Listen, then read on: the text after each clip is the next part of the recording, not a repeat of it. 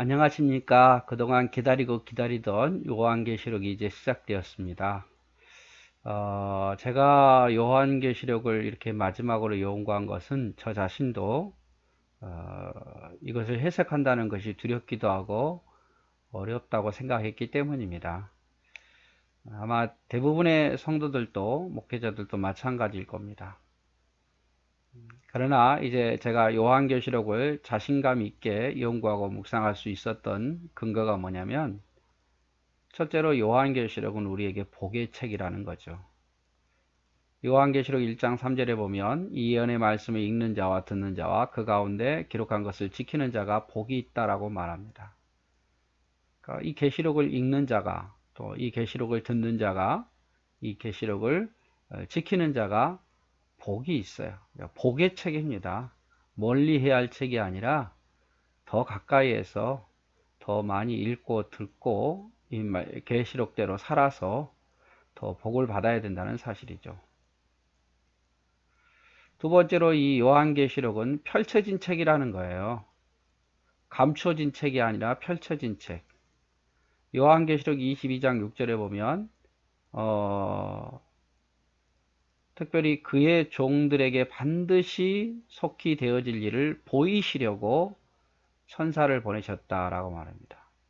요한에게 천사를 보내서 이 계시를 보여줬는데 우리에게 보이시려고 한 거지 감추어드리려고 한 건 아니라는 사실이에요.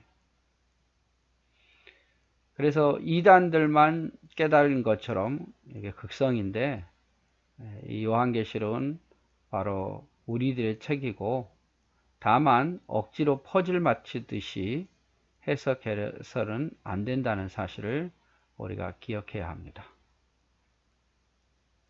또한 세 번째로 당시 핍박 가운데 있는 성도들을 위로하고, 또 우리들에게 있어서도 역시 이 세상을 살아가는 데 있어서 위로하고 마지막을 준비하기 위해서 요한계시록을 기록했습니다. 그래서 우리는 요한계시록을 가까이 해야 되는 거죠. 또한 요한계시록은 이 세상에서 우리를 구원하시려는 하나님의 뜻과 그것을 거역하여 대항하는 사단의 세력의 투쟁, 싸움의 역사입니다. 그래서 요한계시록을 보면 구원하시는 하나님의 뜻과 반역하는 사단의 세력이 싸움이 계속되는 것을 볼 수 있습니다. 그래서 다시 한번 요약을 하면 요한계시록을 우리가 보아야 할 이유는 복의 책이기 때문이다. 읽는 자, 듣는 자, 말씀대로 사는 자가 복이기 때문에 복의 책이다. 그리고 펼쳐진 책이다. 우리에게 가르치시려고 천사를 통해서 우리에게 계시를 보여준 책이다. 그리고 우리에게 위로하시려고 지으신 책이다 라는 사실을 우리가 기억했으면 좋겠습니다. 우리가 요한계시록을 해석하면서 주의해야 할 것들이 있는데, 문자 그대로가 아닌 상징적으로 봐야 된다는 사실입니다.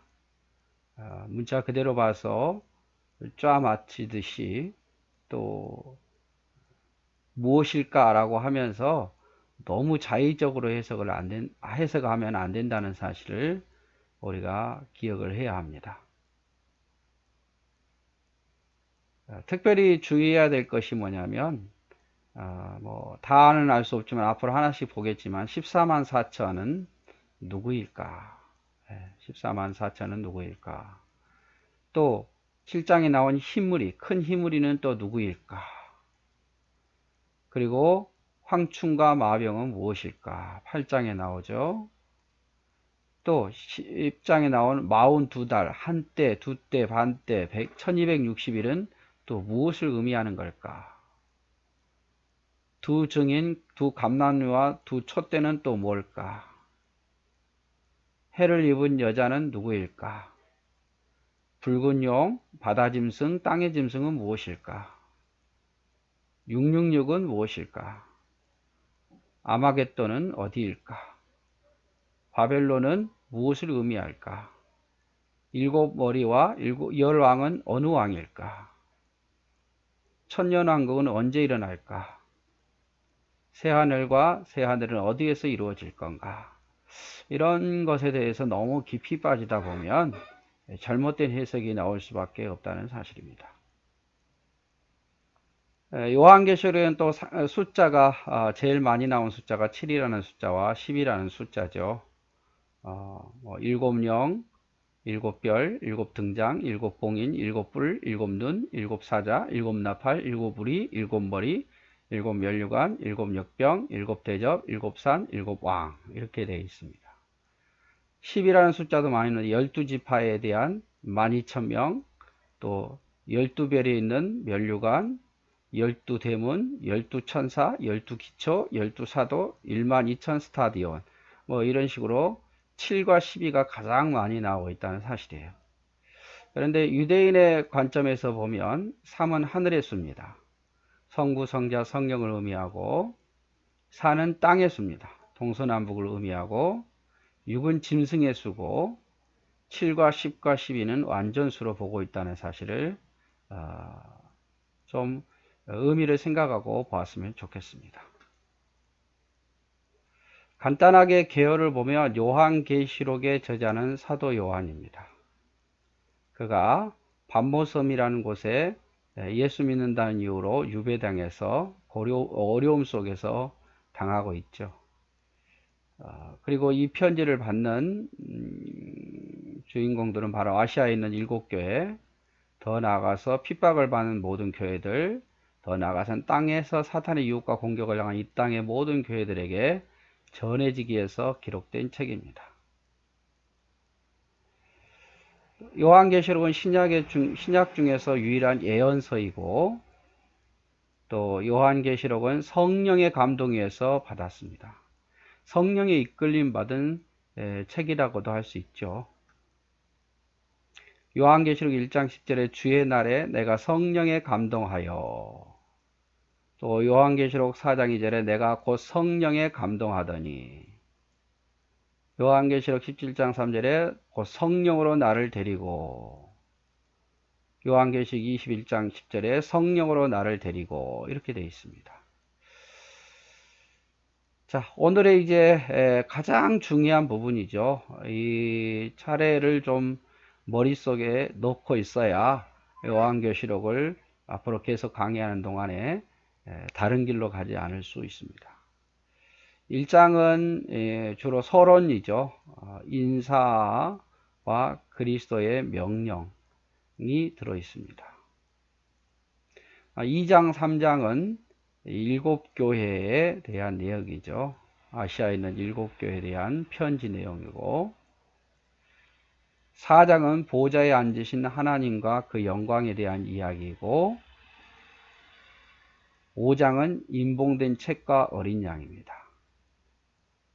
6장은 7인의 재앙이 들어있고, 7장은 환란에서 구원받은 자 14만 4천이 이야기가 있고, 8장과 9장은 7 나팔에 들어있고, 10장은 천사와 작은 두루마리에 대한 이야기, 11장은 두 증인에 관한 이야기, 12장은 여자와 용의 환상에 대한 이야기, 13장은 두 짐승의 바다와 땅의 짐승에 대한 이야기, 14장은 14만 4천의 찬양과 마지막 수확에 대한 공의로운 심판에 대한 이야기, 15장은 7 대접 재앙의 준비, 16장은 진노의 7 대접에 대한 이야기, 17장은 음료와 짐승의 심판, 18장은 바벨론의 멸망, 19장은 어린 양의 잔치와 백마탄 자, 20장은 천년왕국과 보호자와 심판의 이야기, 21장은 새하늘과 새 땅, 새 예루살렘 이야기, 그리고 22장은 마지막 위로와 경고와 축복에 관한 이야기입니다. 그래서 요한계시록에 가장 크게 나누면 바로 7교회에 대한 이야기가 있고, 2장 3장에, 그 다음에 6장에 7인의 재앙에 대한 이야기가 있고, 8장 9장은 7 나팔에 대한 재앙 이야기, 그 다음에 16장은 일곱 대접에 대한 이야기. 그리고 21장은 새하늘과 새 땅과 새 예루살렘에 대한 이야기. 이러한 내용이 있고 중간중간에 이제 여러 가지 이야기들이 들어갑니다. 제가 보기에는 아마 오늘이 가장 어려울 것 같아요. 무슨 말인지도 모르겠고, 또 한꺼번에 많은 것들을 또 이야기하려니까 어려울 수밖에 없는 이야기들 뿐입니다. 그러나 시작이 반이라고 시작을 했으니까 또 하다 보면 끝이 나겠죠. 자, 요한계시록은 무슨 책이라고요? 복의 책이다. 복의 책이다. 그 다음에 요한계시록은 우리에게 펼쳐진 책이다. 또 요한계시록은 고난을 당하는 우리에게 위로와 소망을 주려는 책이다. 특별히 여러분 요한계시록 1장 3절을 꼭 기억했으면 좋겠습니다. 이 예언의 말씀을 읽는 자, 듣는 자, 그 가운데 기록한 것을 지키는 자가 복이 있다. 복이 있나니 때가 가까움이라. 예언의 말씀을 읽는 자, 듣는 자, 그 가운데 기록한 것을 지키는 자가 복이 있다. 어디서 이것이 이루어지겠습니까? 말씀을 읽어주고 가르치는 거죠. 또 듣게 되고 또 그것을 지키는 일들이 어디에서 일어납니까?